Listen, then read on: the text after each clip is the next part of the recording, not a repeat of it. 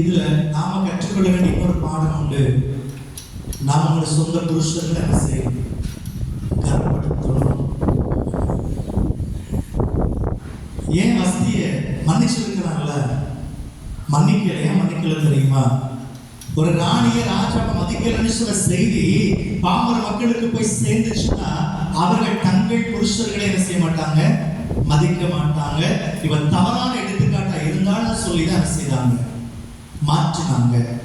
உங்க வீடுகளில் 1000 பிரச்சனை ஓடும். 3வது மனுஷன் வரும்போது உங்களுடைய புருஷரை உங்க மனைவி என்ன செய்தாதீங்க? விட்டு கொடுத்து பேசாதீங்க. ஆமென். அந்த இடத்துல நீங்க கொடுக்க வேண்டிய கனத்தை கண்டிப்பா கொடுக்கணும். மரியாதை குறைவா 3வது மனுஷன்ட்ட பேசி விடாதீங்க. இங்க முதல் மனுஷன் என்று சொல்லும்போது அந்த குடும்பத்துல முதல் மனுஷன் யாரு? கட்ட தலைவர். தலைவருக்கு பிற்பாடு கணவன் மனைவியும் இருவரும் ஒண்ணு தானே. கவனிங்க, இருவரும் ஒண்ணு தானே. அப்ப இவர்கள் கணவன் மனைவிக்கு முதல் இடம், 2வது பிறக்கக்கூடிய பிள்ளைகள் 2வது, 3வது. இதை தாண்டி வரக்கூடியதெல்லாம் என்னது? 3வது. புரிஞ்சா? சுமர் புரியுதா? இதுல கணவன் 1 மனைவி 2. கணவன் மனைவி சேர்ந்து ஒன்னா இருக்கணும். அப்படித்தான், அதான் நல்லது. இருவரையும் ஒன்றாய் சேர்த்து தானே தரணும்.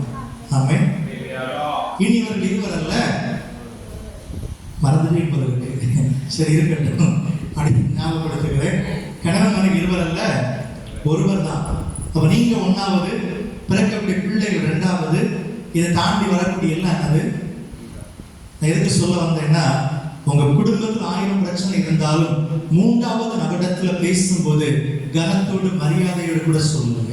ஆமென். ஒரு சின்ன கீழ்ப்படியாமை பாவம் மேலே விட்டு என்ன செய்தது?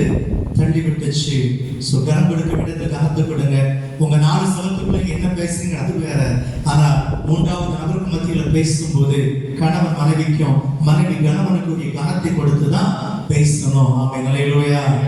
அந்த கெட்ட வார்த்தை போட்டு இல்ல தரைக்குறைவான வார்த்தைகளோ இல்ல ஆபாசமான வார்த்தைகளை போட்டு பேசிவிடக்கூடாது, அல்லது ஒருமையான வார்த்தைகளை பயன்படுத்தி விடக்கூடாது. கவனமாய் செயல்படுங்க. கர்த்தர் அங்கீகரிக்கிறார். ஆமென். அல்லேலூயா. அல்லேலூயா.